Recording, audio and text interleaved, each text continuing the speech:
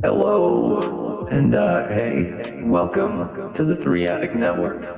I am your local merriest of Mitches, and I'd like to welcome you to my show here.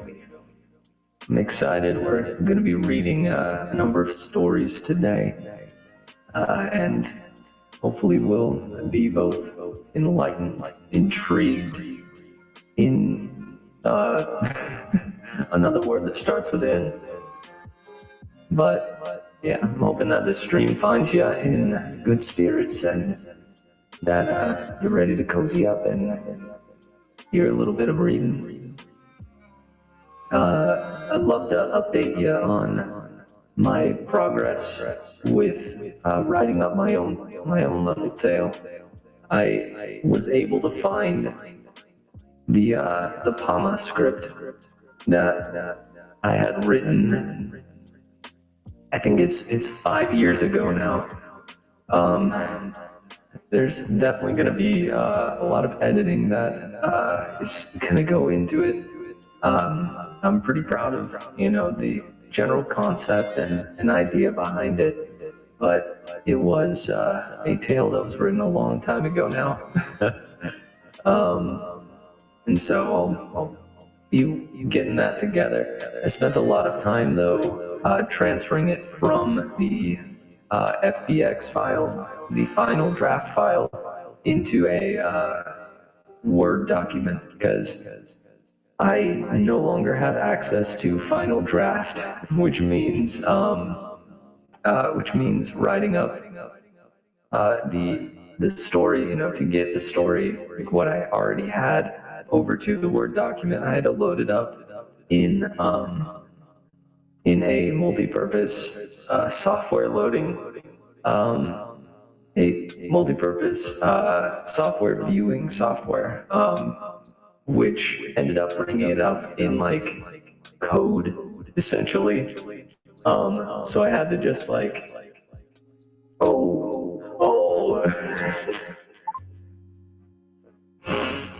I'm sorry.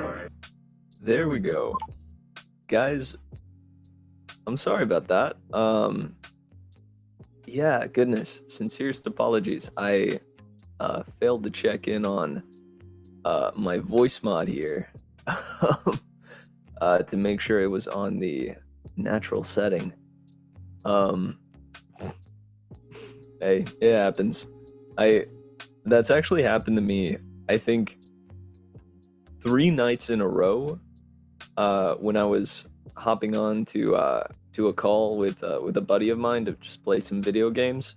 Each time I hopped on and just started talking normally, and he'd be like, Mitch, you sound like scary demon," or Mitch, you sound like a robot currently? Question mark. So hey, apologies for that. Must have hit one of the shortcuts on my keyboard by accident. But yeah, I have finally gotten. Oh, yo, what's up, Emerald? Yeah, for real. Three Attic just hit affiliate status. That's pretty darn exciting. Oh, and hey, I appreciate that. I'm more than happy to, begin the Three Attic streams each time. It's been a fun ride so far, and to be an anchor, that's an honor. Well, guys, let's go ahead and jump on over into the stories at hand. So I was previously thinking of checking out another of Lily Yu stories. And we may still do that, but I'm not sure if we're gonna start with it. This one seemed to be the most interesting of them, to me personally. After a bird fatally collides with her car, a troubled young woman has her life changed irrevocably. Seems interesting. I had also found Flight by Claire Renwood, The Library of Lost Things by Matthew Bright. This one seems cool.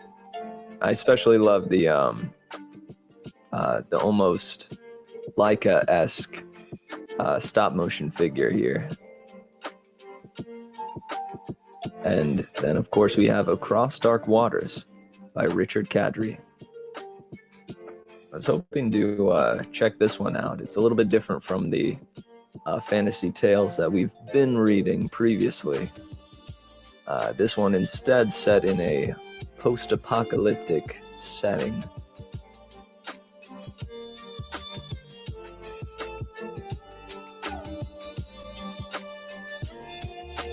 So, any preference as to which one we start with?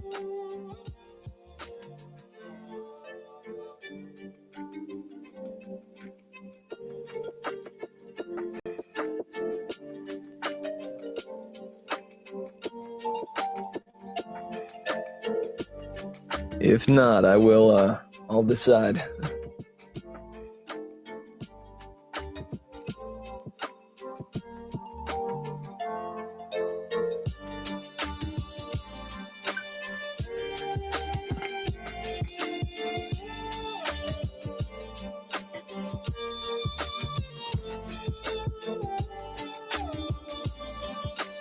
All right, cool.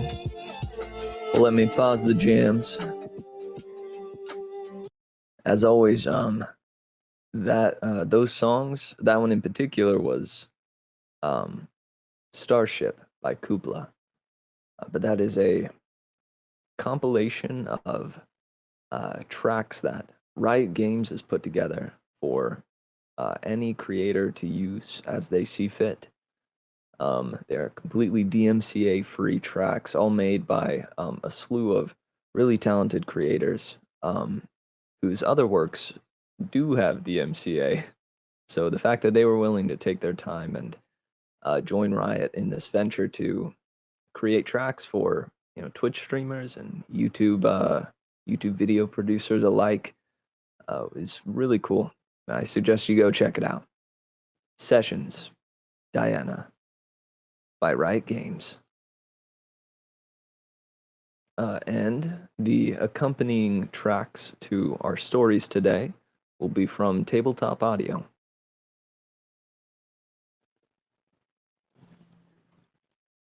All right, now let's see. Do we have a library?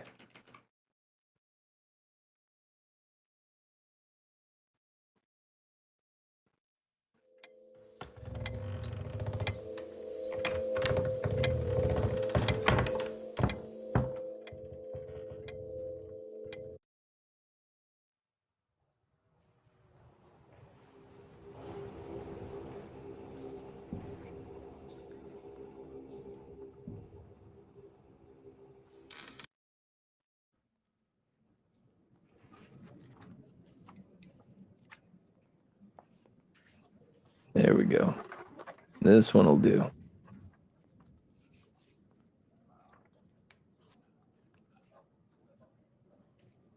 I think this one will do nicely. Oh, shoot. Down for Across Dark Waters. Then never mind. Well, let's start with that one. I will need a different track then.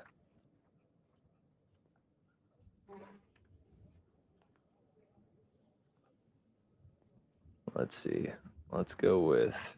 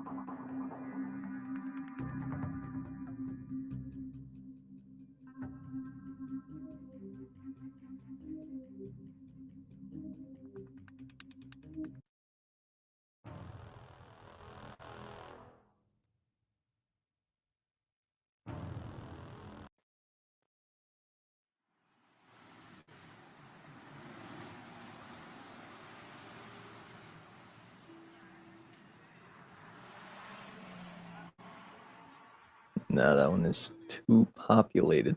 How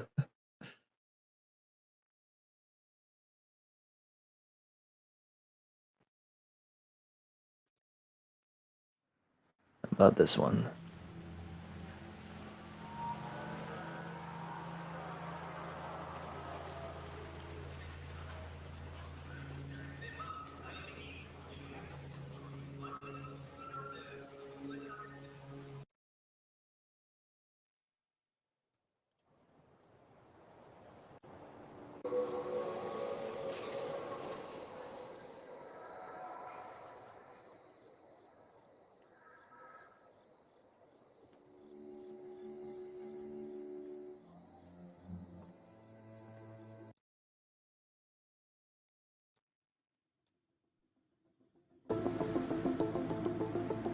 Oh.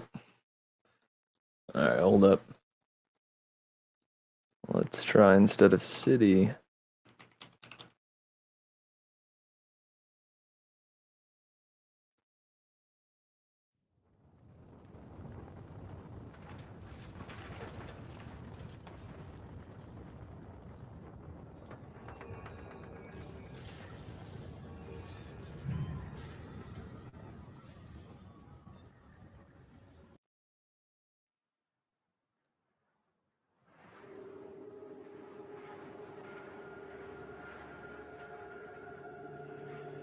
There we go. I think this one is more like it.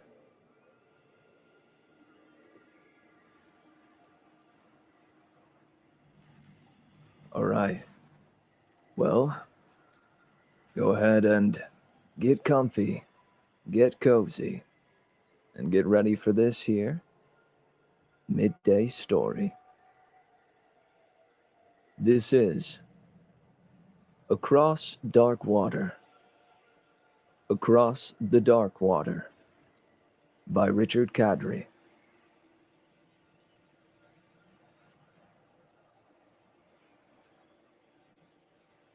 It took him months to find the right guide.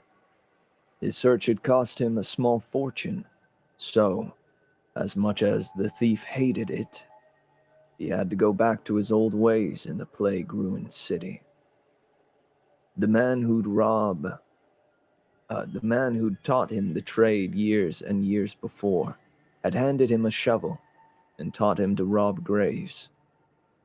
When he was older and out on his own, the thief swore he'd never grub in the dirt again.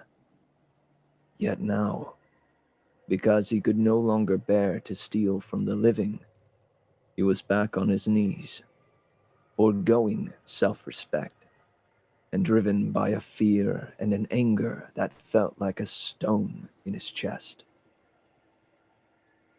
Earlier, when the plague had receded, Mina left him. She said she wanted to see if her mother was still alive.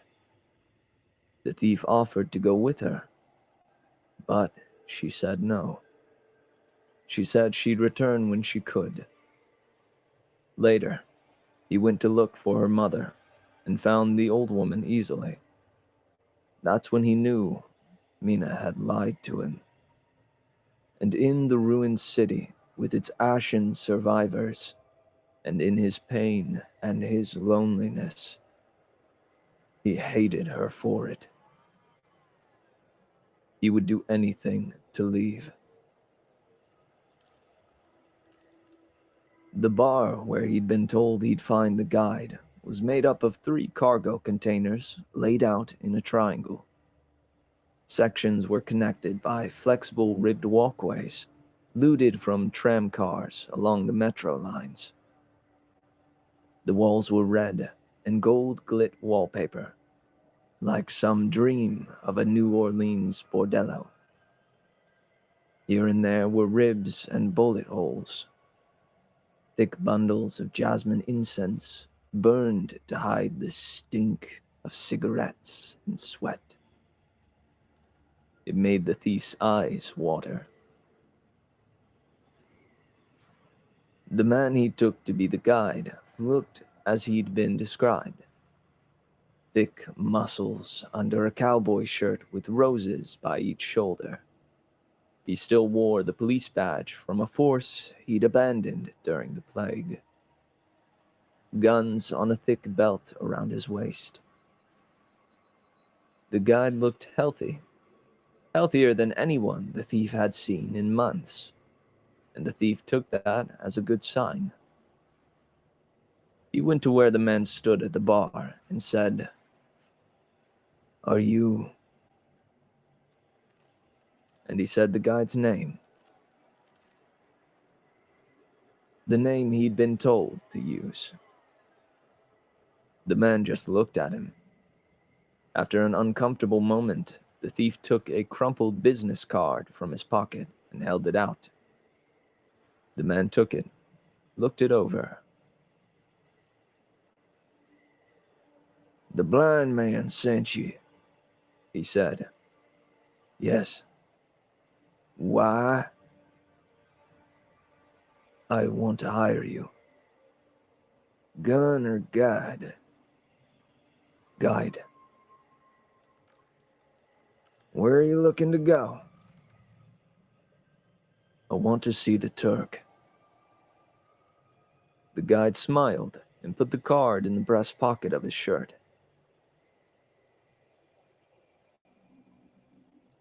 "Do you know him?" "No."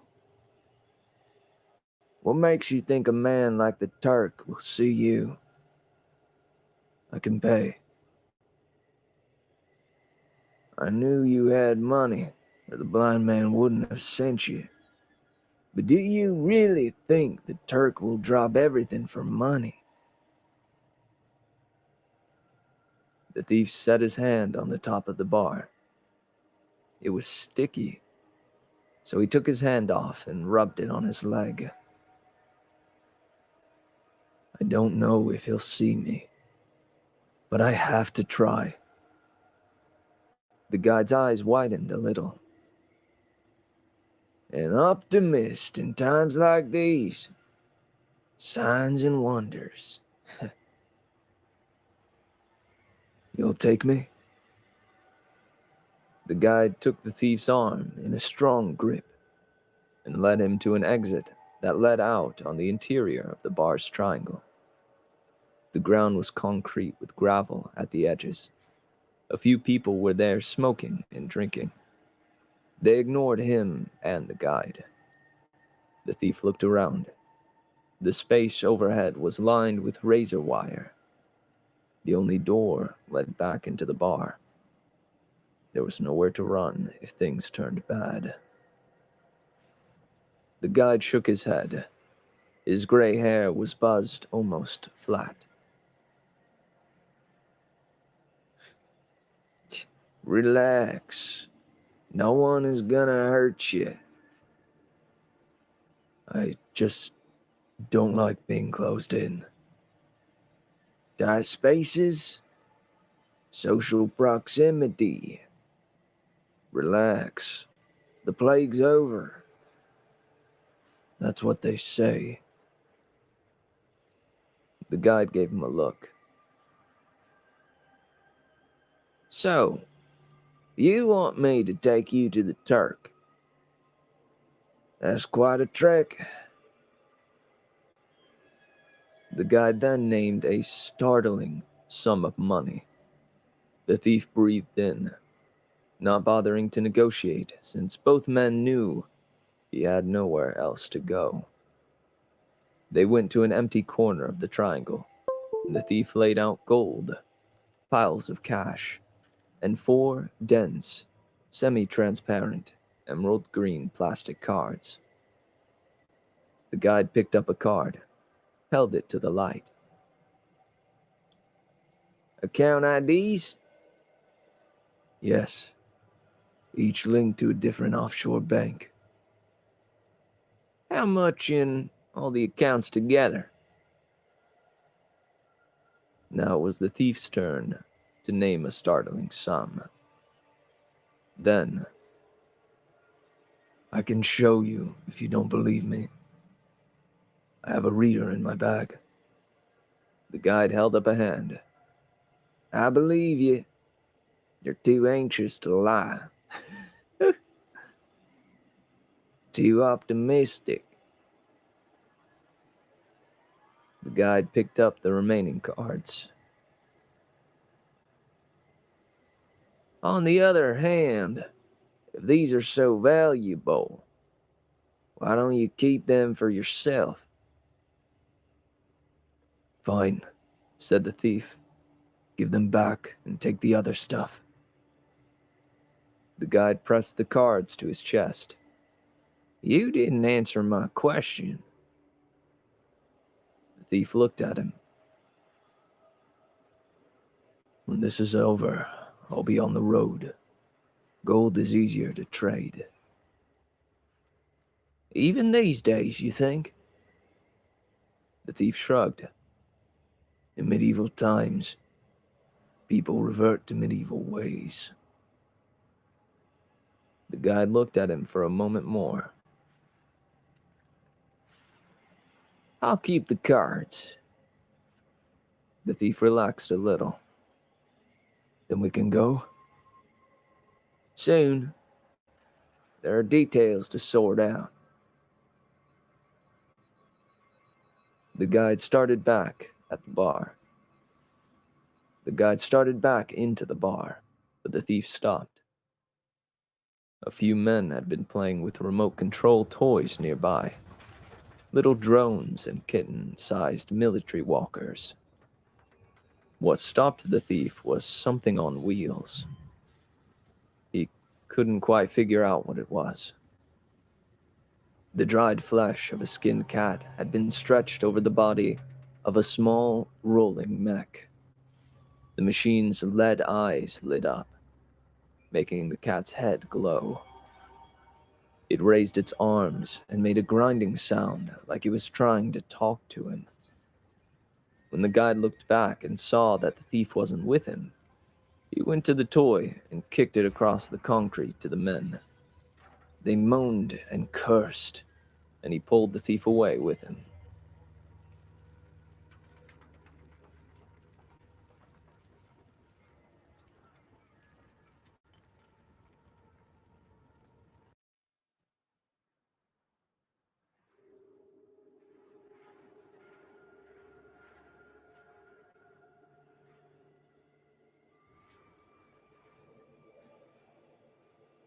The thief and the guide walked 100 yards down a long, straight way, surrounded by immense parking lots full of dusty cars and empty trucks. The remains of a large homeless encampment. Sections of the lot had been cordoned off with biohazard warning tape. The vehicles in those areas were blackened husks, where the authorities had burned the dead in place. The guide noticed the thief staring. He said, "It was better this way. Why risk a crew to move the bodies when fire did the job just as well?" The thief had heard the jokes. The gasoline vaccine. Cheap and painless. As long as you're sure everybody is dead before you strike the match.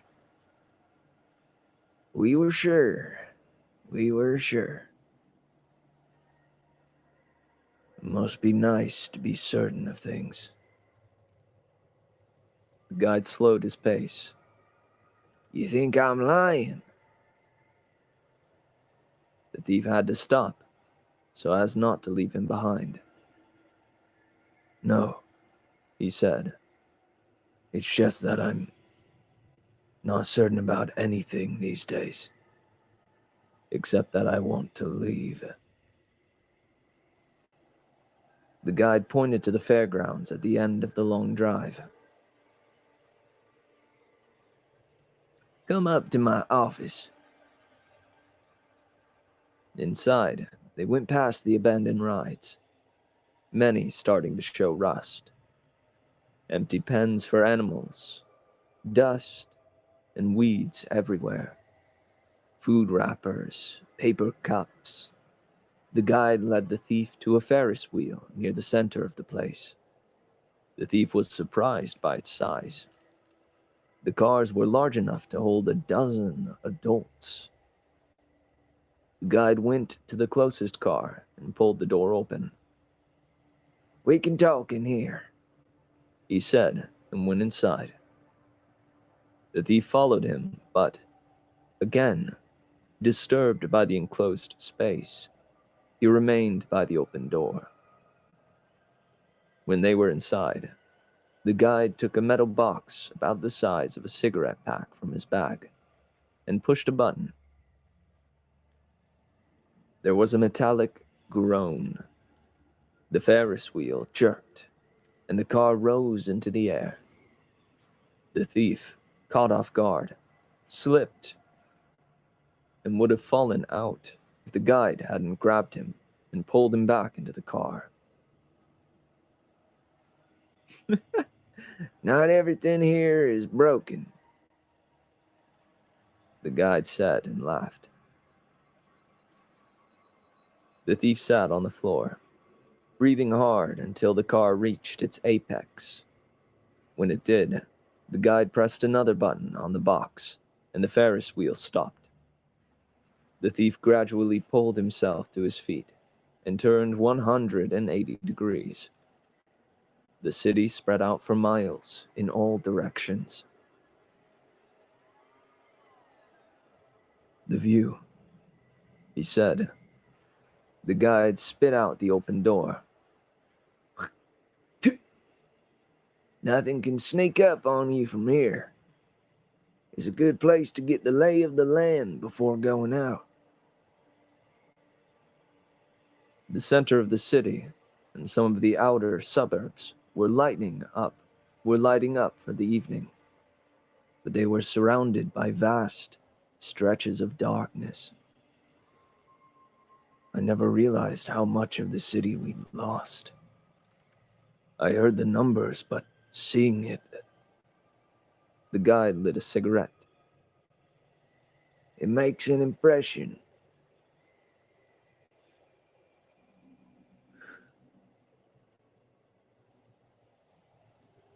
The thief turned to look at the guide in the doorway.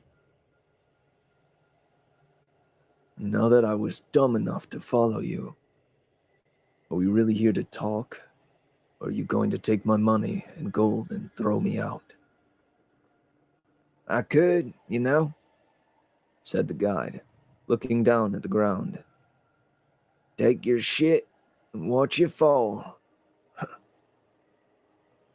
"I know. You wouldn't be the first."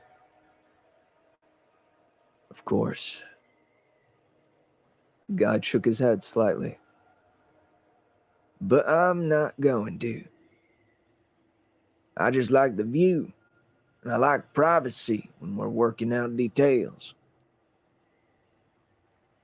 The guide pulled a print of bourbon from his pack, gulped a mouthful, and handed it to the thief, who took a good pull of the stuff and handed it back. The thief relaxed a little. Whatever was going to happen would happen. There was nothing he could do about it. "You mentioned details?" said the thief. The guide put the bottle back in his pack. "I'll take you to the Turk, but I'm not going in. That means when you go inside, you're not going to have any backup." "Do you have some kind of problem with him?" "Of course I do. Warlords and power brokers. I don't trust any of them. So when you go in, you're on your own." The thief could tell there were things the guide wasn't telling him, but he was grateful enough not to have been murdered that he let it go. "How long will it take to get there?" The guide continued to smoke.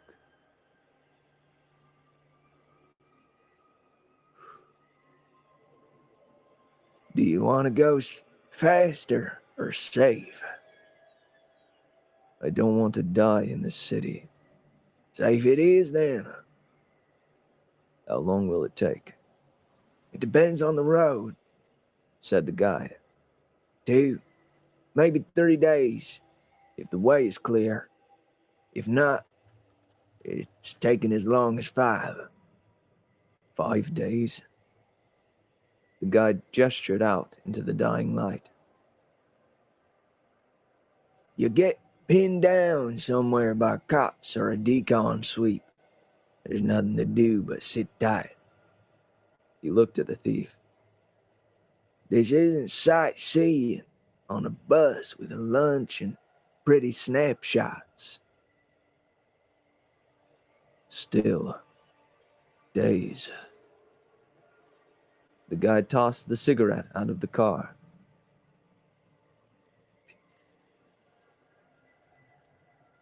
Take it or leave it. No refunds. The thief thought about it. How long is the fast route? How long is the fast route? Couple days. If we make it at all. Of course, for that, I'll want your gold and cash, too. No. Take me the way we agreed. Without a word, the guide pulled out a key and unlocked a compartment under the single chair in the car. He took out 2 neatly packed black bundles and tossed one to the thief.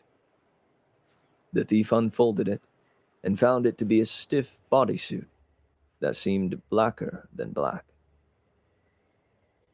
Light absorbent, said the guide as he pulled on his suit over his clothes. Pull up the hood and the mesh over your face. You'll sweat, but it'll scramble facial recognition scans. The thief put his on and stood flexing, trying to work out the stiffness of the joints. The suit was indeed hot and smelt faintly of mildew. The guide continued to pull tools from the seat, some of which the thief recognized from his own work. Pittons, breaching tools, a small cutting torch, a thin polymer climbing cord. The guide put it all into a larger pack that he also took from the seat. When he had everything he needed, he transferred the bourbon into the new pack and locked the seat. Can we leave now? When it's darker and they've moved off across town. Yeah. The guide pointed to pinpoints of light moving through the sky. Helicopters? Said the thief. Drones. As long as things stay quiet out here, they'll soon move back to the center of town. So they sat and smoked and took occasional drinks from the bottle until it was night and the lights in the sky had gone. Then the guide took them back to the ground, and they set out west into one of the blacked out parts of the city. They didn't talk as they walked. There was a bright moon, so the sleeping city was illuminated all around them. Skyscrapers and apartment buildings, restaurants that even the rats had deserted. The thief shook his head. He'd avoided areas like this because they'd been picked clean early in the epidemic. Ransacked cars dotted the wide thoroughfare. Broken shop windows, sodden boxes for electronics or for food. For the most part, though, the empty neighborhood was perfect, frozen in time, yet ruins all the same. Finally, the thief spoke.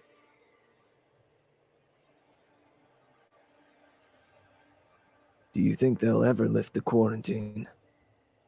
He said. Do you think they'll ever lift the quarantine? He said. The guide kept walking. We were the epicenter. What do you think? I don't think they'll ever let us out. They walked for perhaps a half hour more before the guide said, Shit. he raised his hand. Silent pinpoints of light, like shooting stars, swirled through the sky in their direction. He pulled the thief right, and they ran down 2 blocks and waited behind the collapsed wall of a church. The side streets were much worse than the other ones they'd been on earlier. More like war zones, thought the thief. There were bullet holes in the buildings and overturned police cars, echoes of old riots. The guide jacked into a spy-sat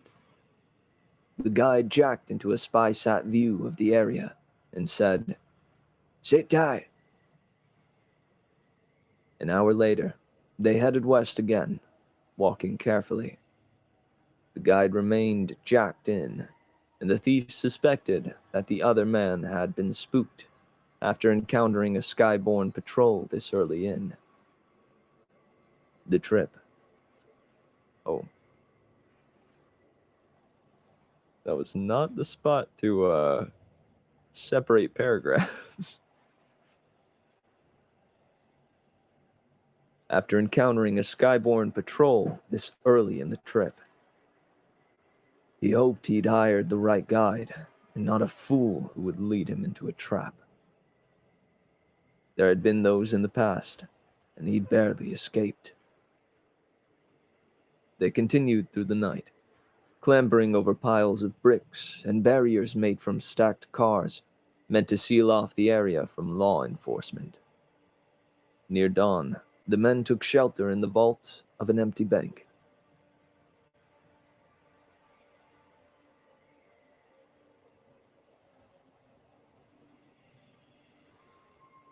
It was close to winter, and the morning air was chill.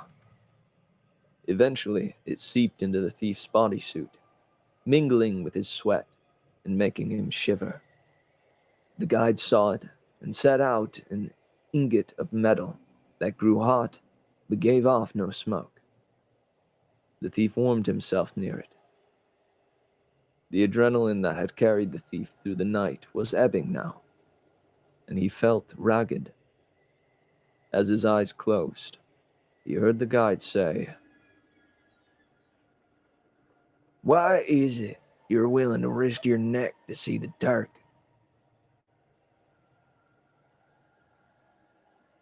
The thief kept his eyes closed for a moment, his mind racing through good and bad lies. Finally, he decided there was nothing wrong with the truth. Travel papers. It's not enough to have a clean online health certificate. You need a physical, notarized form. Sounds expensive, said the guide. Think you'll have any cash or gold left after you pay for all that? I don't know, but I can always get more. The guide looked at him conspiratorially. Waylaying other sleeping travelers? The thief frowned. Not unless they try waylaying me first. Then how? Graves, he said. I rob graves. For the first time, the thief saw the guide look troubled. He said, Stop talking and get some sleep. We'll move fast tonight. The thief settled down on the hard floor near the burning ingot and was quickly asleep. He dreamt of the day Mina left him and of finding her mother still alive. When he awoke in the late afternoon, he was in a foul mood. He ate a protein bar and kept to himself until it was time to leave. Before they left the bank, the thief took a small amount of a clear solution from a plastic bottle and rubbed it on his hands. Then he dry swallowed some pills. What's in the bottle? Said the guide. Skin sealant. It helps with cuts. And the pills? Immunosuppressants. I have job-related implants. This helps keep my body from rejecting them. The guide, who'd been placing items in his pack, sat back on his haunches and laughed. You're taking immunosuppressants in the middle of a plague zone? Now you know why I want to leave. No, that's not why you want to leave.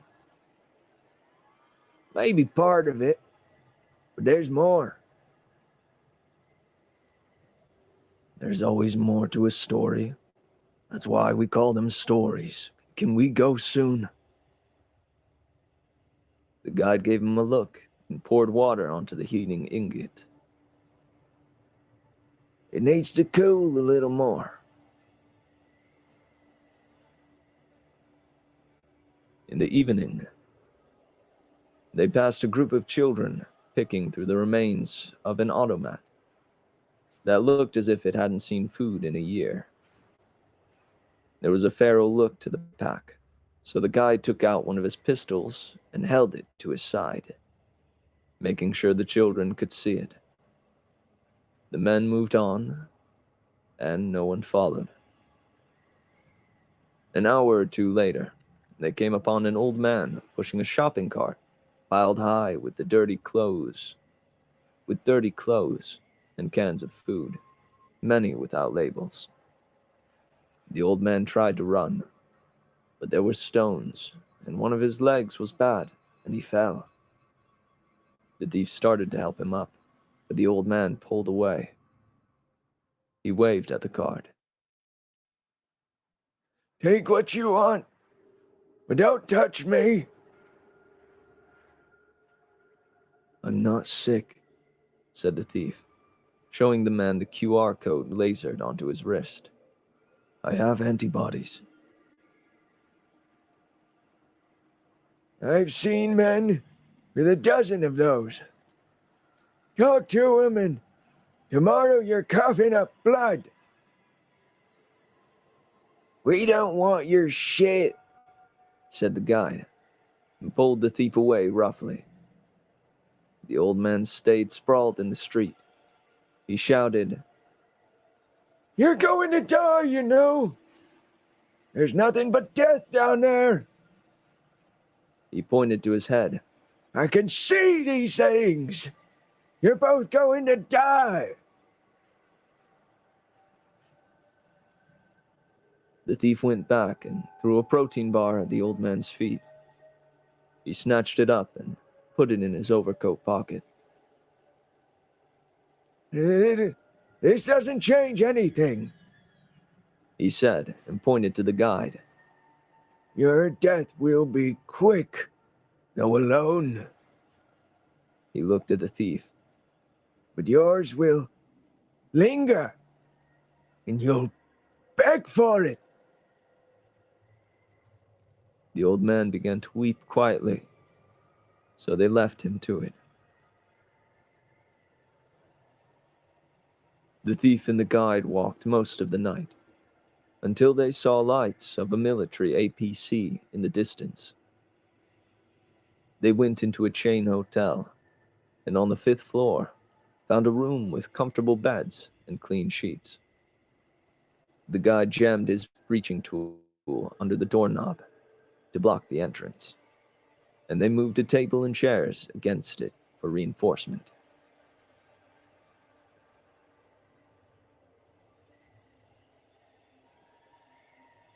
The guide removed a small device from his pack, inserted needles into each of his arms, and lay back.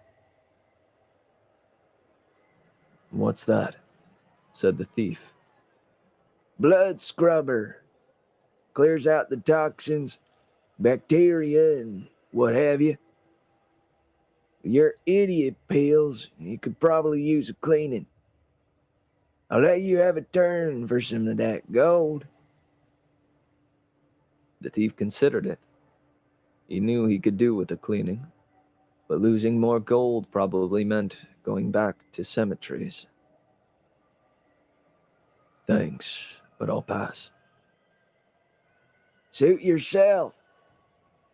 You feel like $1,000,000 after a round. The thief lay down.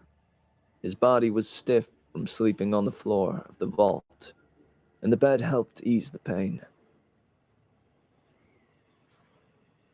I guess I won today, Said the guide quietly. Oh, I guess I won today. Said the guide quietly. Oh, so. I die quick, and you die begging. Yes, I'm sure that the old man was psychic. Besides, he didn't say begging what for. Maybe I'm having so much fun, I beg for it to stop. Right, that's what he meant. I'm tired. I'm going to sleep. Yeah, I won.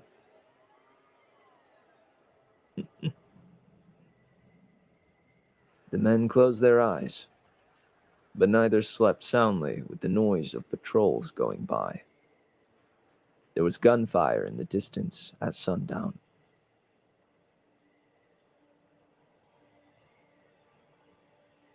Oh, hey.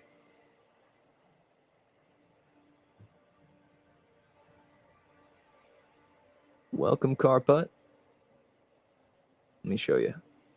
We are reading Across the Dark Water by Richard Cadry. Thanks for joining.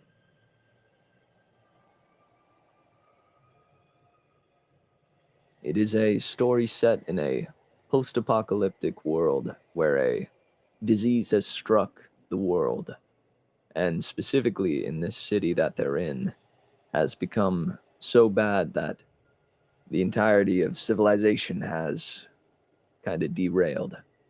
We follow a thief, a grave robber, who has hired a guide to take him to somebody called the Turk, who apparently can garner him a form that will essentially allow him to finally leave this primary city where the disease had spread and become so rampant.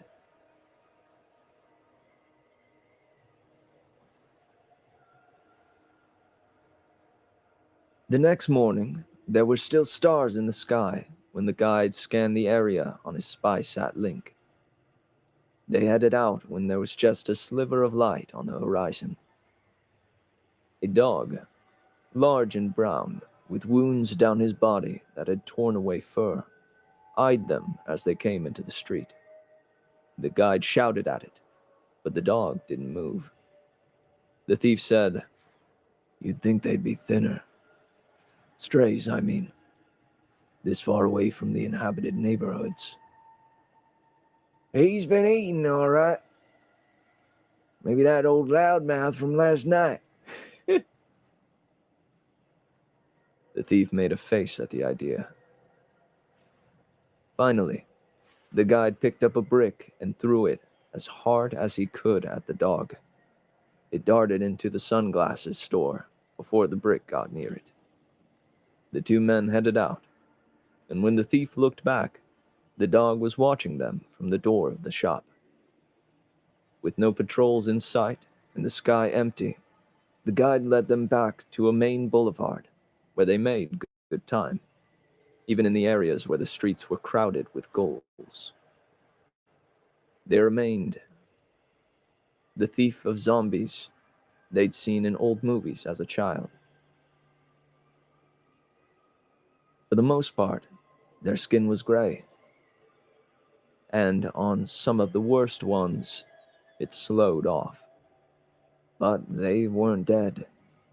The victims of quack cures and contaminated black market medications. They paced the streets in vast herds, like the undead he remembered. But the ghouls only attacked each other, and it was just the maddest of them that did it. They were oblivious to the thief and guide. At certain intersections, the crowd became so dense that pushing through it took all the men's strength. "Should we go back to the side streets?" said the thief once they made it through a particularly resistant mob. The guide said, "Only if you want to lose another day." Ahead were some of the maddest of ghouls. They were the most disturbing because they appeared utterly normal. Healthy skin, clear eyes. On some, even their clothes were intact. But they couldn't help gnawing on the flesh of the slower, gray ghouls. The stink of infection and creeping death was awful, and the men gave them a wide berth. When the way was clear again, the guide lit a cigarette, taking long drags on it as he spoke.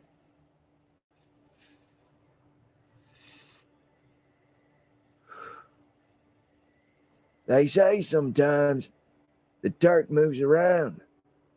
What if he's not there when we reach his place?" The thief said, "Who says he moves?" "It's just what I heard." They were lying or joking. The Turk never leaves his compound.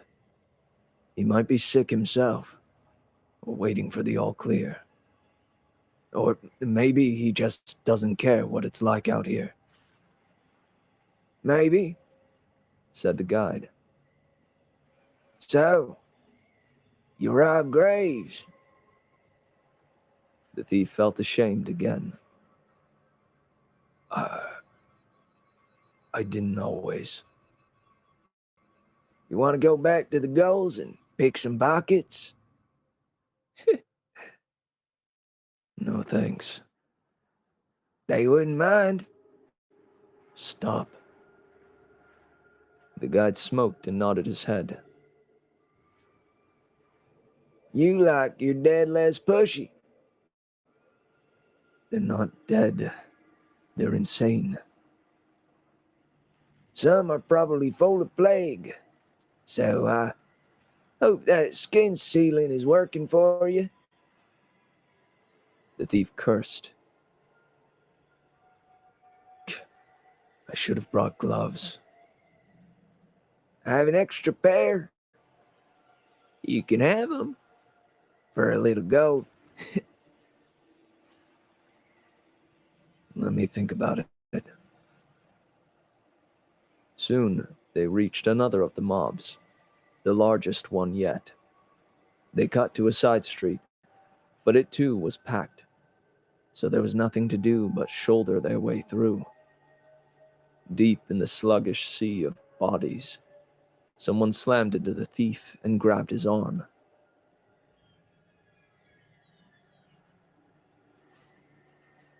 The mad ghoul started to bite him, but stopped when it smelled his fresh skin.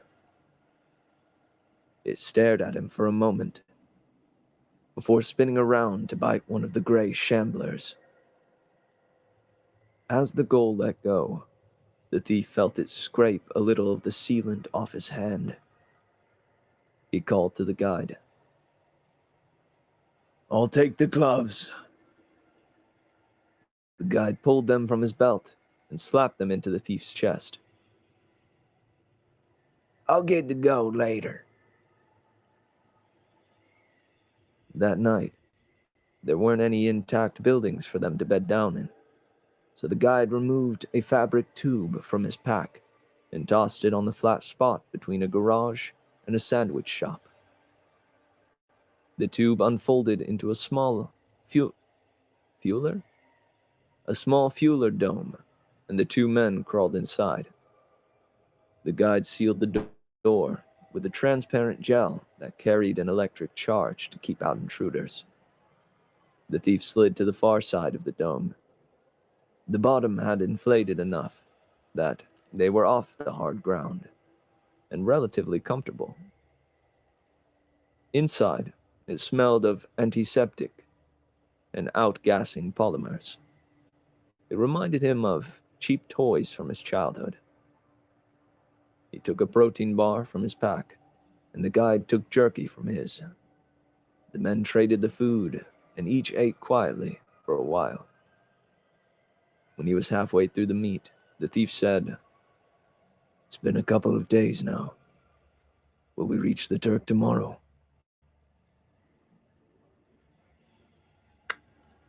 This isn't bad, said the guide, chewing on the protein bar. unlikely tomorrow. The day after it, if we're lucky. "All right," said the thief.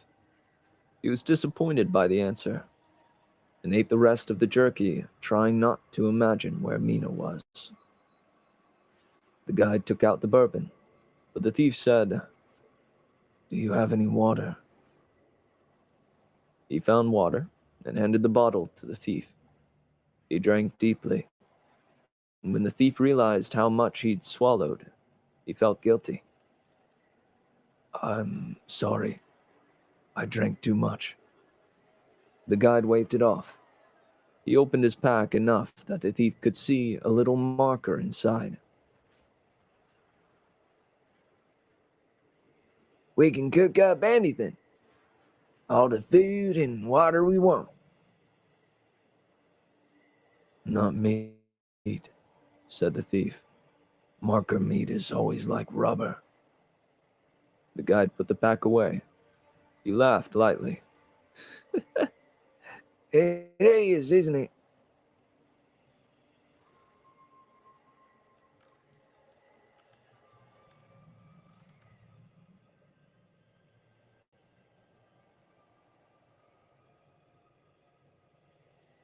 The thief finished the water, and when offered the bourbon again, he drank some.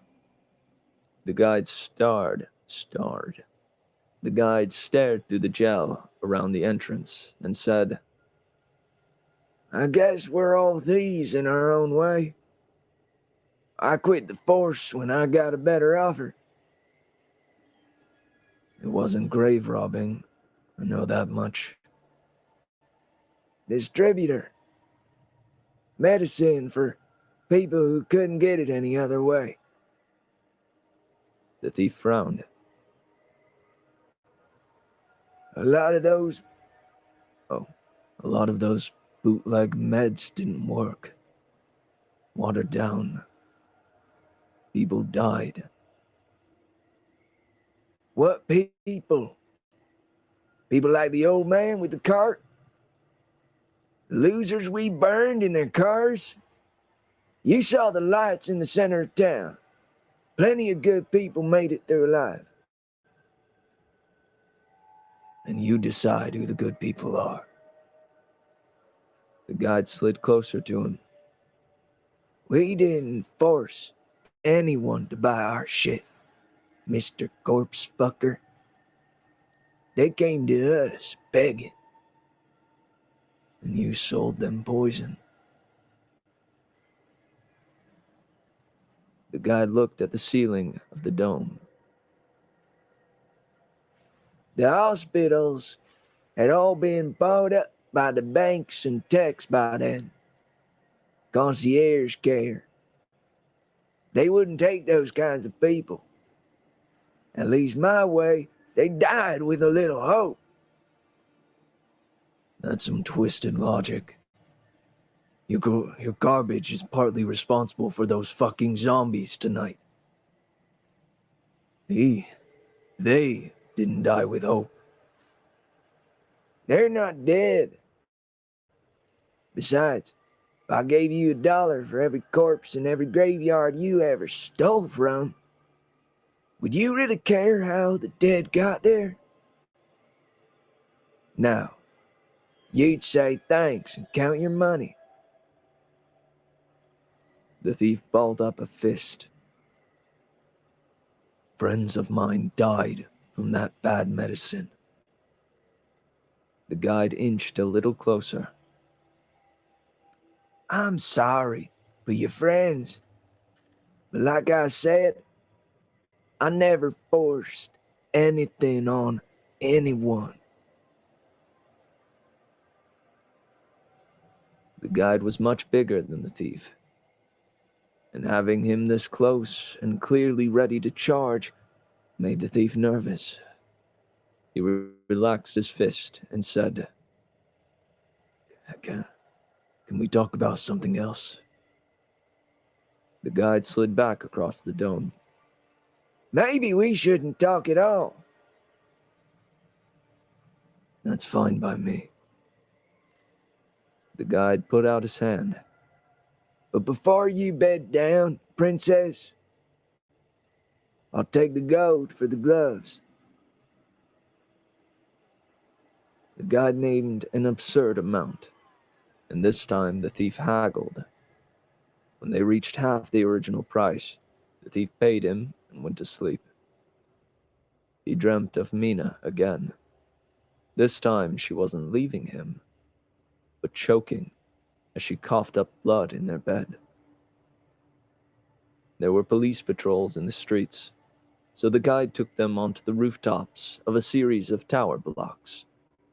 It was slow going, but the thief had spent hundreds of nights on similar roofs and felt at home crossing the tar paper walkways, stepping around and under air cleaners and dish antennae. However, an hour after sundown, the temperature plunged suddenly, and a light snow began to fall. They had to stop frequently as drones passed overhead, silent as bats. Soon the thief's feet were numb in the snow.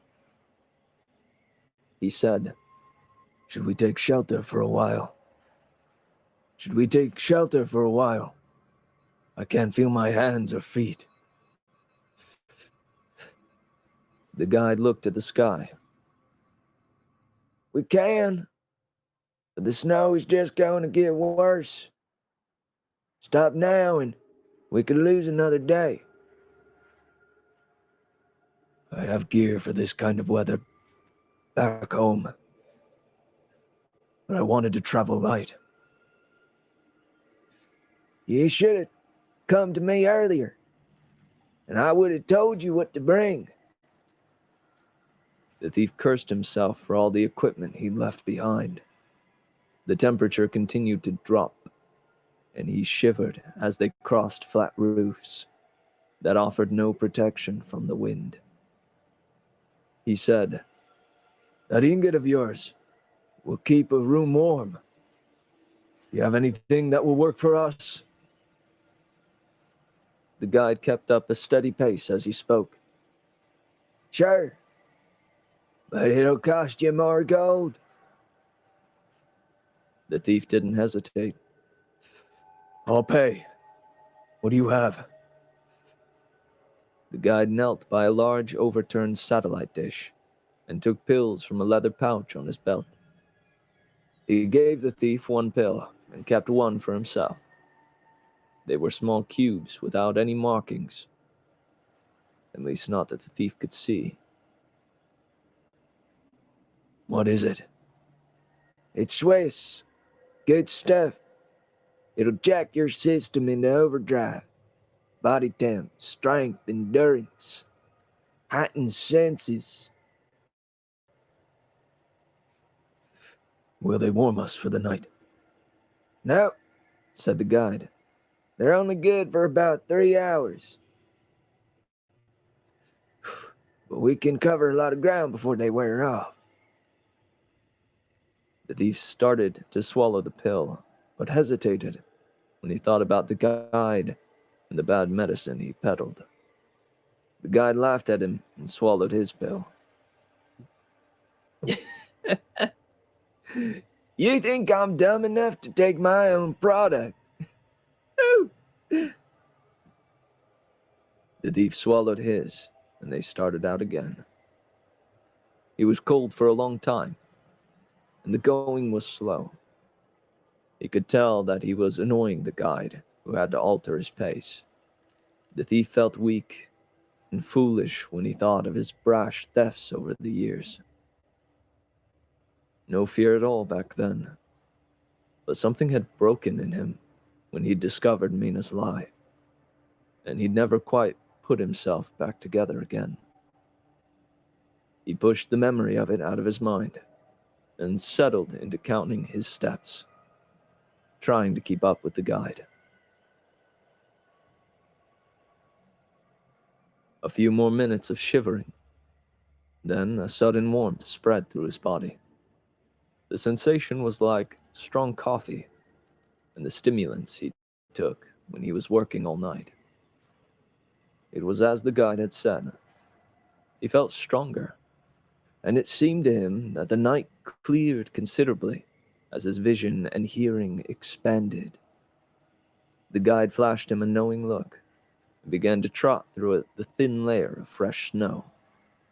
The thief kept up with him easily, and they ran that way for another hour without slowing.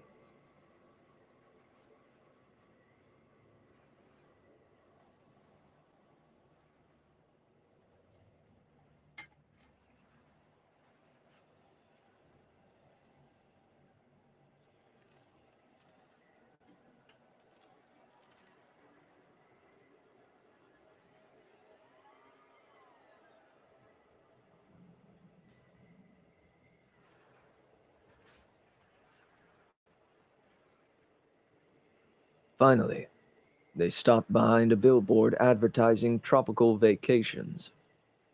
The guide checked the spy sat and said, "Patrols have moved on. Let's go down. We'll make better time in the street." They went down 4 floors and had several more to go when the thief heard a guttural rumble. The guide put out his arm and abruptly stopped the thief. He'd clearly heard the sound too. The rumble came again, and this time they understood it to be a growl. The thief thought about the dog that the guide had thrown a brick at, and what he'd said about it. "He's been eating, all right." Little light came through the building's dusty windows, but with his heightened senses, the thief could see at least 6 large dogs waiting for them at the bottom of the stairs. There was something odd about them. "What?" the thief started to say. The guide whispered, "Hush! Jaggins."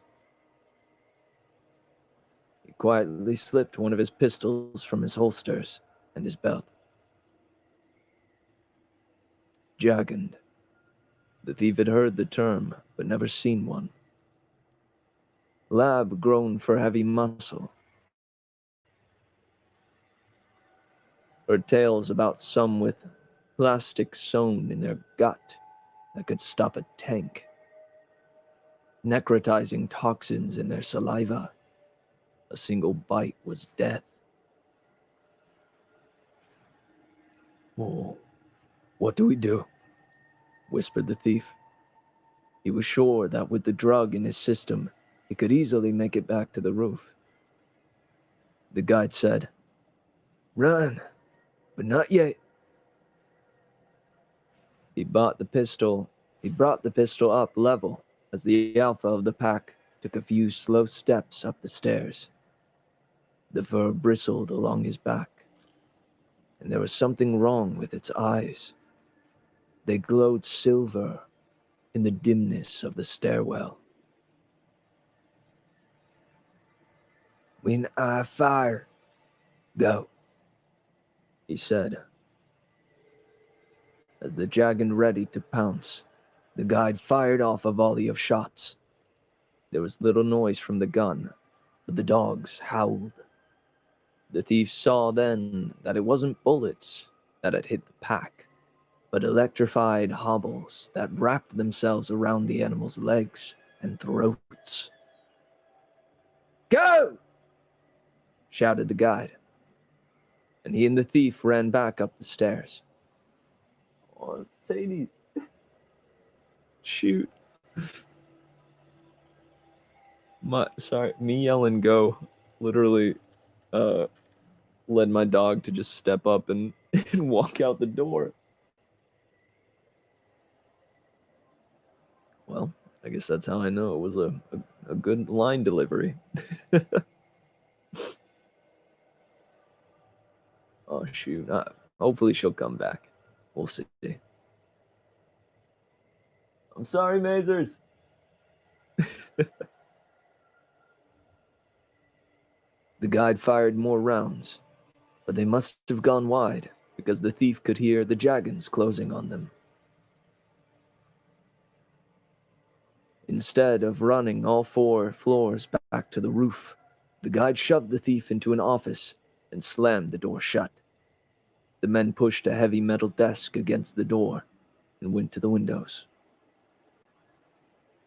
Most were sealed shut, but one led out onto a fire escape. The window was jammed, however, and the thick glass wouldn't break when the guide kicked it.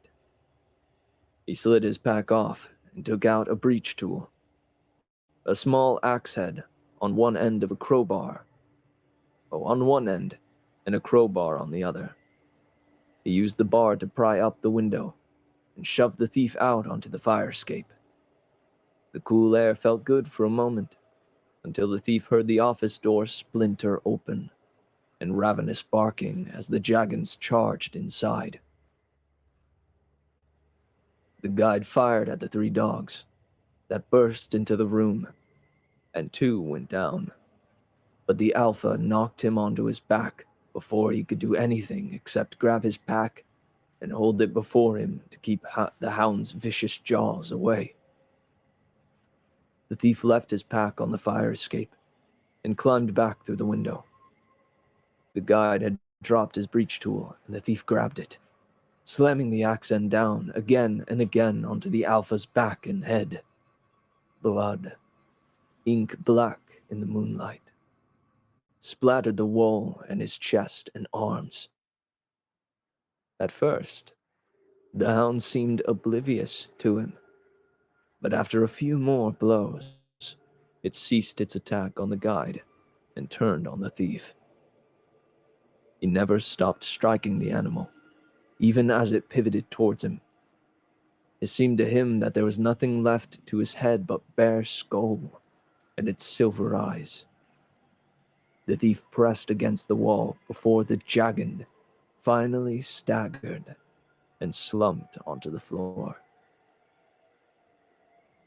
The thief went back to the guide and helped him to his feet.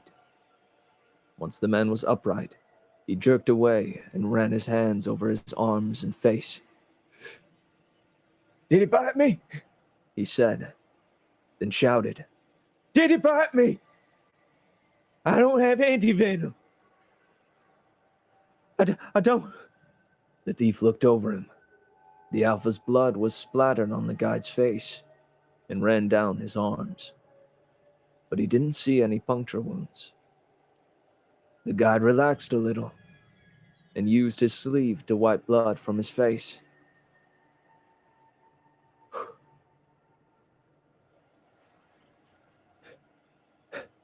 "Good job with the breach. Bring it to me." The guide's pack had been shredded in the attack, and he was trying to patch it back together with a ceiling foam, when one of the other Jaggans broke free. The men had to scramble onto the fire escape and down to the street. The climbing cord, small boxes, and tools tumbled from the guide's torn pack as they went. They gathered up what they could when they reached the ground, but the ragged crowd was forming nearby, attracted by the sounds of the fight. Some of the gawkers held pipes and heavy clubs. The guide pulled a pistol and aimed it at them. It wasn't necessary. The last of the Jackins had freed themselves, stumbled down the fire escape, and leapt the last two floors onto the street. The panicked crowd scattered, and the pack ran for them as the thief and guide hid, then slipped quietly away. The guide set up the dome again, this time in the parking garage, just off the main street. The sounds of growls, screams, had long since faded. Before they bedded down, the thief pointed to some ghouls outside. The mad, clear-skinned kind in business suits and expensive dresses. Inside the dome, the guide used several packets of antiseptic wipes to clean the last of the blood off himself. "I lost my pack back there," said the thief. "I lost mine too. I lost my pack too," the guide said, laying out the shredded pack's remaining contents. It wasn't much. Some ammunition, a change of clothes, a single square of jerky, a collapsible machete, but the maker seemed to be intact. He kissed it. "Mwah! We'll be okay with this. There will be food and water to keep going."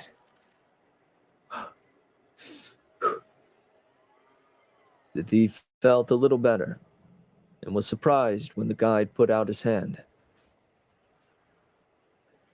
"You saved my ass back there," said the big man. The thief reached out his hand and they shook. As the guide rummaged through his pack's side pockets, he said, "Keep your gold for the pills. I owe you that much." "Thank you." Then, fuck. "What? You get bit?" "No. I lost my immunosuppressants back there." "No matter," said the guide. The Turks will have all what?" Sorry. Okay. What was up with that graphic?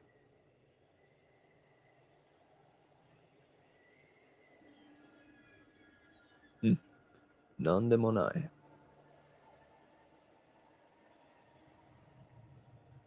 "No matter," said the guide. "The Turk will have all that when you get there." "Something else to pay for. Something else to pay for." The guide threw the torn pack to the side of the dome. "Right on, no worries."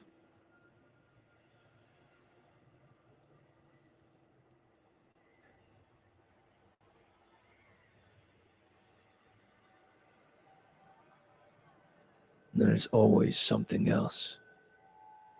That and death are the only two things you can count on." After the run across the roofs and the fight, the effects of the pill were wearing off. The thief checked his pockets, hoping for a protein bar, but came up with nothing. "I'm hungry too," said the guide. "You know how to set up a maker?" "Of course." "Get it fired up. I'll be back in 2 shakes." The guide unfolded the machete and went into the street. The thief prepared the maker and wondered what the guide would return with. Weeds? A rat? As long as it was organic, he didn't really care. He just needed something in his belly and nourishment enough to keep moving. It amazed him when he thought about how, in just a few days, he'd moved so far from his old life. He was a thief, and a good one. The opposite of a man of action like the guide. When he did his job well, there was no action at all. Concentrated. A concentrated calm. Then in and out and back home. A concentrated calm. Then in and out and back home. There was nothing of that left now. No subtlety, and certainly no home. He rubbed his aching shoulder, wondering if he'd torn something in the fight with the hound.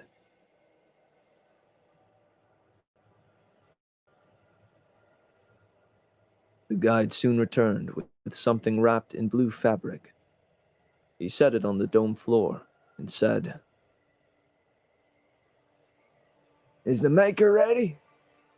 The thief nodded. "What is that?" "About 5 pounds of protein. We can go for a week on this." The thief looked at him. "It's going to take another week to get there." The guide unfolded the fabric and said, "Relax. It's just an expression. We're nearly there." With the fabric unfolded, the thief saw a bloody lump of fresh meat, several pounds of it at least. He wondered for a moment if the guide had gone back and taken a leg from the dead hound. But the thief looked more closely and recognized the fabric as blue pinstripe. He backed away from it, all the way across the dome. "You cut that off one of the goals." The guide took out a bowie knife and sliced the meat into pieces small enough to fit inside the maker. "He won't miss it," he said.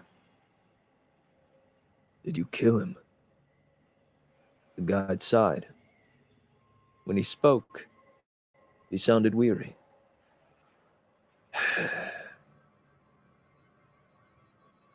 "What do you want the maker to cook up? You don't like maker meat, so what? Those shitty bars you choked down?"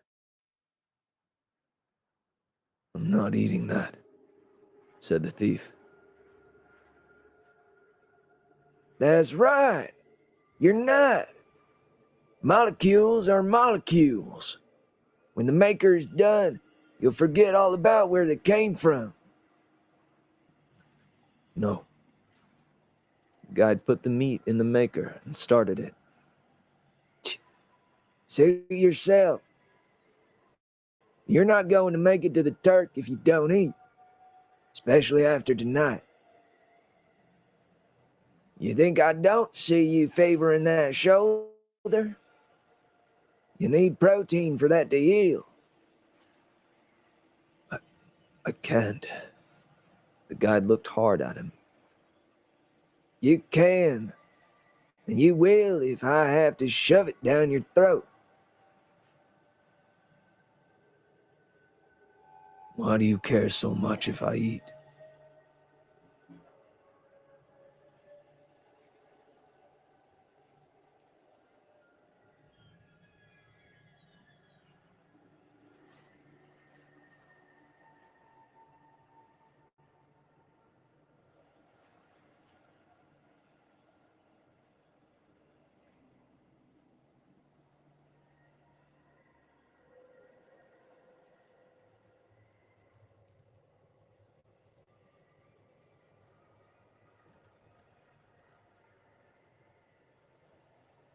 Sorry about that. I thought I had informed everyone else in the house that I was streaming from 12 to 2.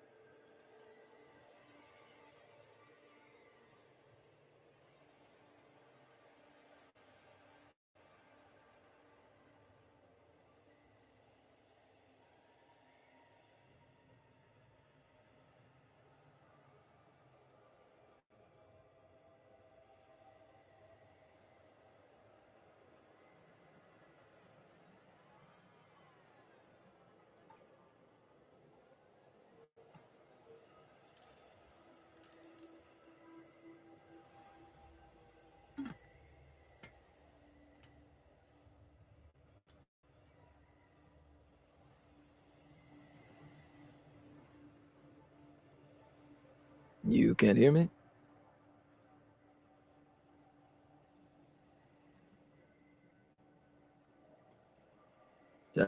Testing, testing.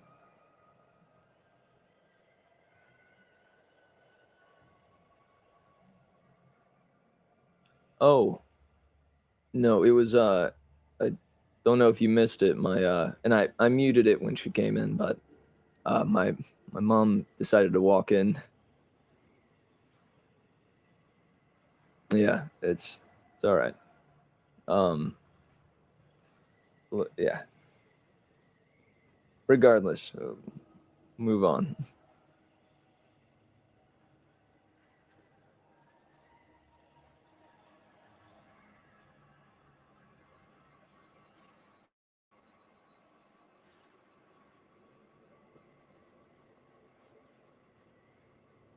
And I got sorry, I got a bit annoyed because the medium is reading aloud, right? So I would think that even if they didn't know about the 12 to 2 slot, that they would hear me um and know to wait, but regardless, it is okay. Thank you. Yes. I was prepared. Thankfully, there's a little mute button on right on the mic, which is easy to access. All right. Apologies for the interruption. Let's continue.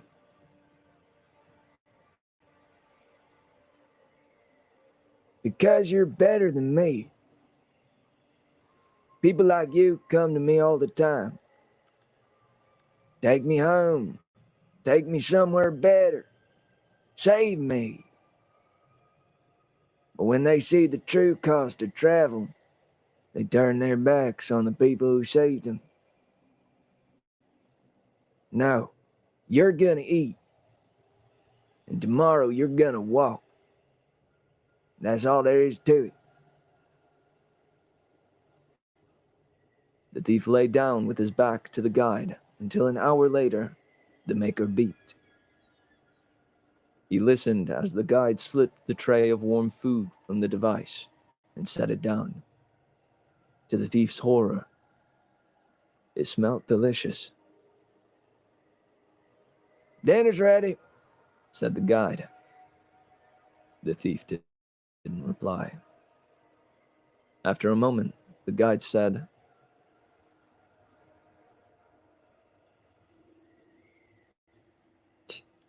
I know you can smell it. And I know you're hungry, because I am. Let's do this the simple way. You come over here, because if I have to come over there, it won't be simple. The thief listened as the guide ate, and it tormented him how much he wanted to eat too. Finally, he sat up, hurting his injured shoulder in the process. He said, I know that smell. Made it just for you, princess.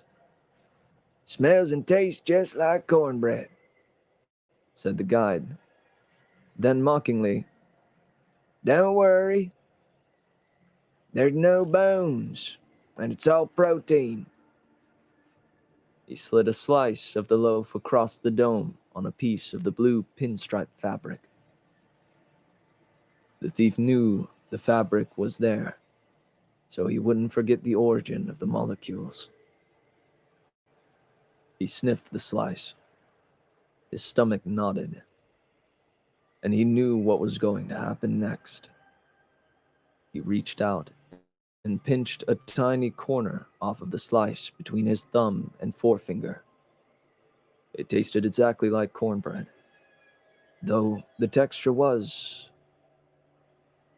a little gummy. Good, huh? Said the guide. The thief stared at the slice. It's too late. You ate some, and you want more, The guide said. You're a monster like me. Now finish it. The thief knew that the guide's threat to force the food on him wasn't an idle one, and he was starving. He broke off another piece from the slice and put it in his mouth, then another, and began to laugh. What's so funny? Said the guide.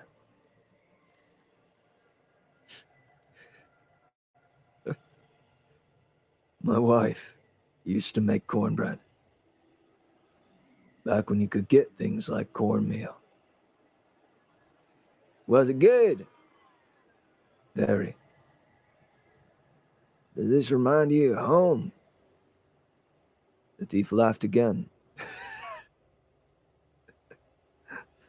Not in the slightest. The guide shook his head. Me neither. They ate in quiet until the guide said, Did you kill her? The thief looked up from his food. My wife? Of course not. The guide cut another slice from the loaf and handed it to the thief, who accepted it. I was just curious. You seem so hot to get out of town, and I can't help but notice you're traveling alone. The thief picked at the food. She's gone now. It hurts to say. The guide leant back a little. An optimist and a romantic. You're a funny thief. And you're a chatty cop. The guide thought about it. I suppose I am.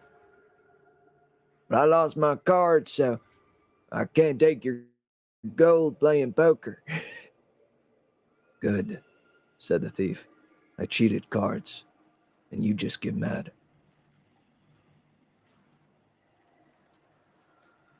The guide wrapped the rest of the loaf in the pinstripe material and put it in the remains of his pack.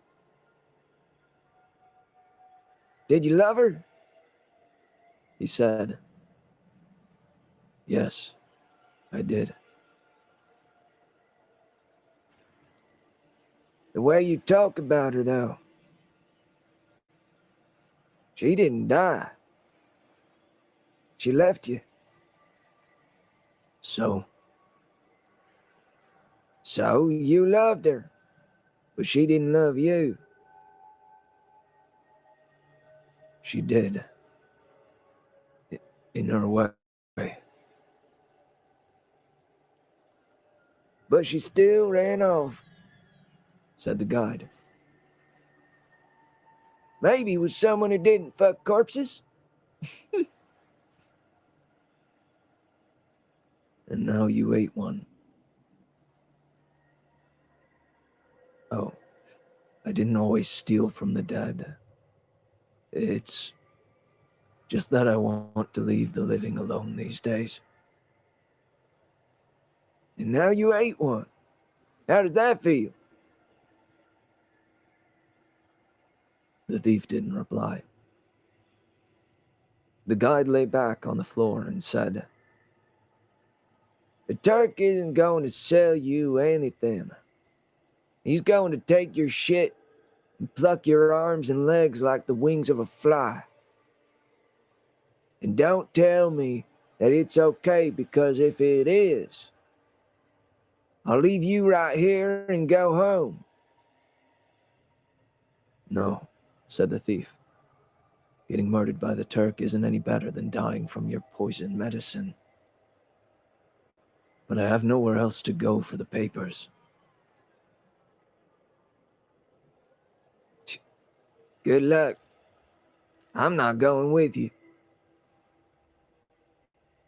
You said that. Just so you understand. Right. They went to sleep then. The thief didn't dream, or if he did, he didn't remember it, and that was just as good. The thief awoke, not quite sure where he was at first. The guide was outside, eating in the open air of the parking garage. The thief went and joined him, but refused more of the maker loaf. It had snowed during the night, and the streets were covered in 2 or more inches of flat whiteness. When the guide saw him, he tossed the thief a small sealed pack. The thief opened it and shook out a sort of dull mylar shawl with a hood. We'll be easy targets in these dark clothes, said the guide. The hoodies will reflect the snow, make us harder to spot. They packed up the dome and their meager supplies in the guide's crudely repaired pack and headed out as soon as the sun was gone. The thief was glad that he'd brought the gloves. They weren't very thick, but they helped a little with the cold. After last night, he could no longer tell how many days they'd been camping. "How much longer to the Turks?" he said. I'll tell you later, said the guide. "Why later?" because I said so. Because I want to get a lay of the land. We're not lost, are we? Don't insult me. It's just that the snow changes things. I need all my eyes, the ones in my head, and the reading from the spy sat. I can't process it all with you chattering away. All right then. But tell me when you can. Quiet.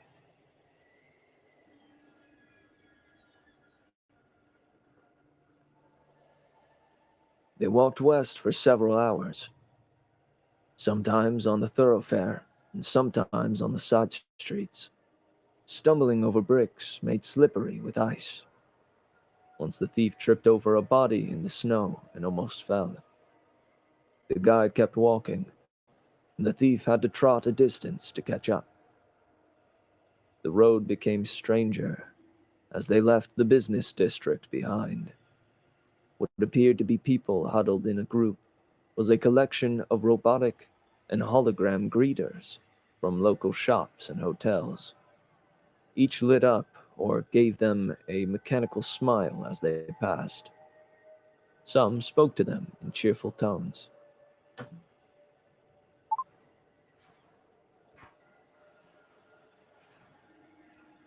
Bonjour. Hello. Ni hao.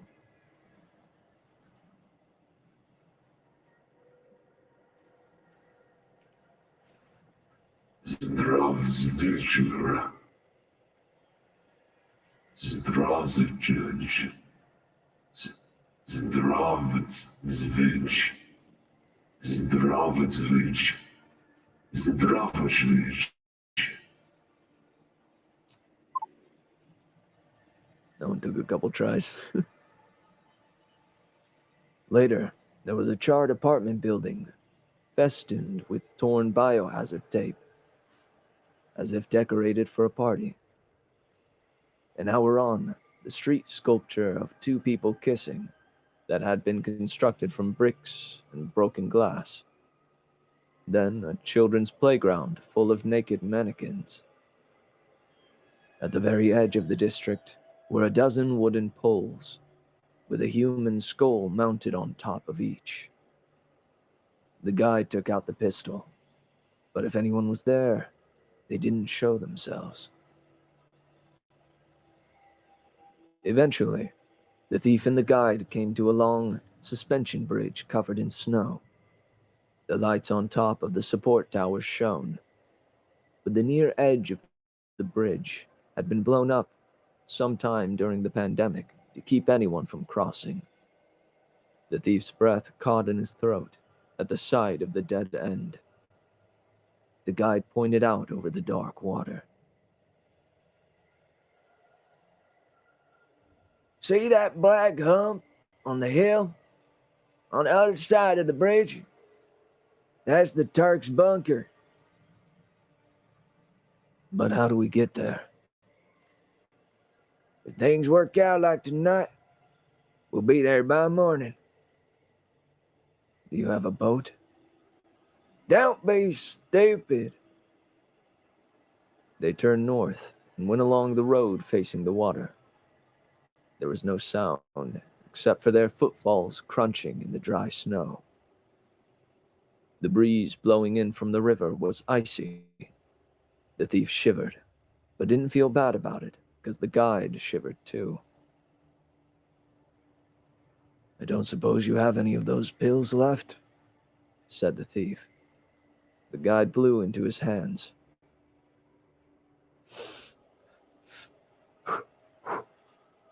Nope. Lost them all to the dogs. Too bad. I would have paid a lot for one. Me too. The thief looked back over the water. The Turk's building looks odd. It used to be a military bunker. Command and control. Fire center. Bang, bang. Supposed to be roomy inside. A place to retreat to if things get too hot for the local powers that be. Are they all in there with the Turk? Maybe. But no one's in there that the Turk doesn't want. Whoever's there, it will be good to reach it soon, said the thief. Just so you know, this is going to be the hardest part of the trip. Why? How? You don't just stroll up to the Turk's bunker. You get blown away by the cops, the National Guard, or the Turk himself.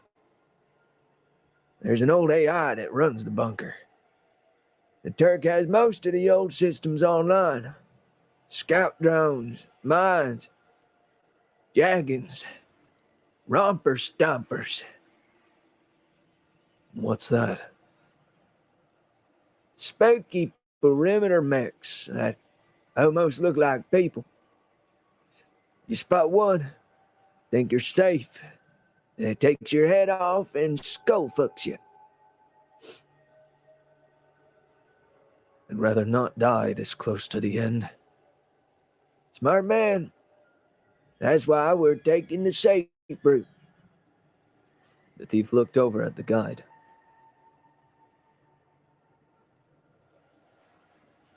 You've lost all your supplies. How will you make it back to the fairgrounds? I've been in worse shape and even shittier situations. I'll get back. I have your gold to spend and those cards to cash in. What will you do with it? You have money now. Why don't you ask the Turk for papers too? The guide gave him a dim smile.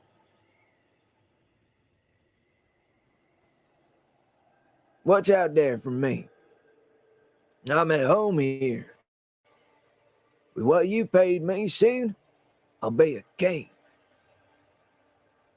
You want to die in this city? Why not? It's as good as anywhere. But I won't be doing it for a good long time. Not according to the old man. Fuck the old man. Now who's the optimist?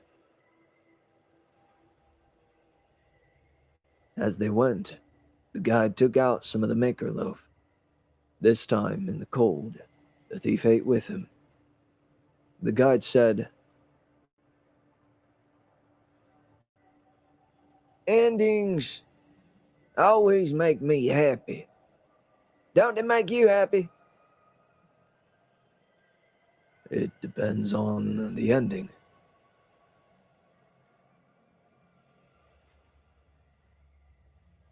That's your problem. You want things. People who want things are never happy. If you don't want anything, how about giving me my cards and gold back? The guide waved a finger at him. There's a difference. There's a difference between things, and there's a difference between wanting things and needing things. I need plenty. Your shit is gonna get it for me. What is it you need? Don't worry about it. Worry about getting through that bunker without the Turk ripping out your organs to use for himself.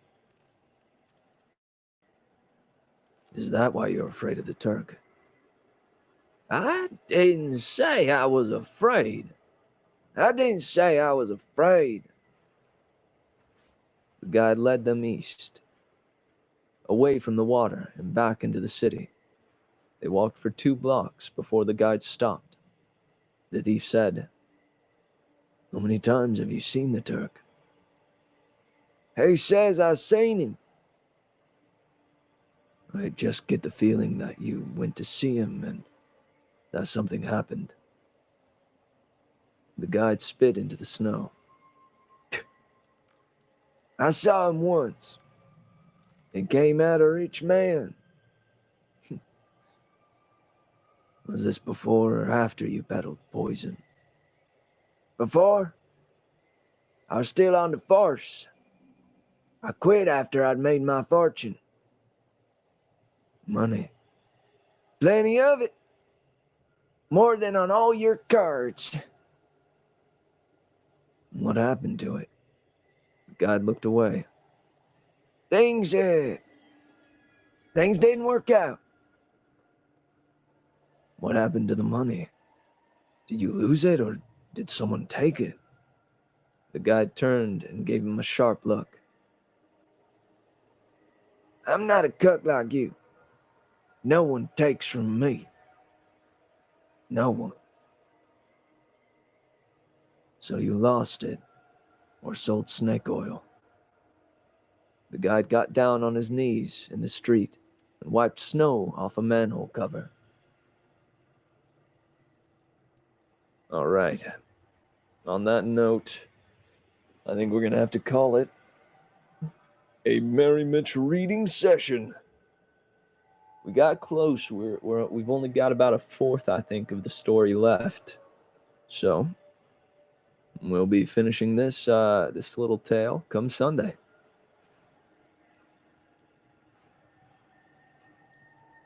Man, I would give some of my finishing thoughts. However, I don't think there's enough time for that, unfortunately. However, if you tune in on Thursday, midday, right at 12, you'll get to hear the rest of this story, and hopefully a story of my own. I may need to extend the due date. We'll have to see.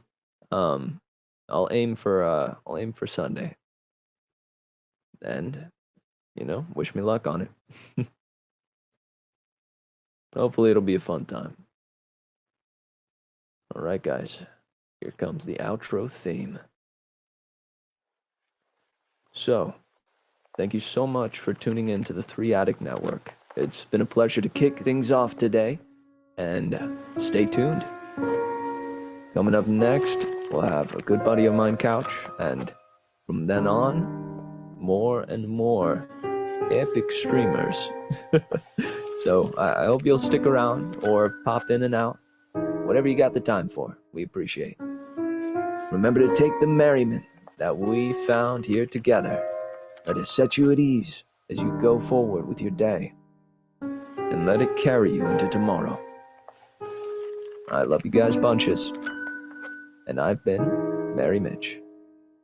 Till next time.